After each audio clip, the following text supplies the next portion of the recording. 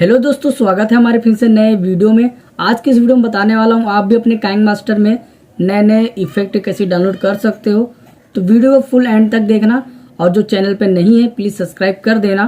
दोस्तों, अपना काइनमास्टर को ओपन कर लेना है। करने के बाद दोस्तों मैं अपने काइनमास्टर में दिखा देता हूँ कि मैंने कौन कौन सा इफेक्ट डाउनलोड किया है। तो दोस्तों यहाँ देख सकते हैं मैंने बहुत सारे इफेक्ट डाउनलोड करके रखे हैं। आप भी इस तरह डाउनलोड कर सकते हो अपने काइनमास्टर में।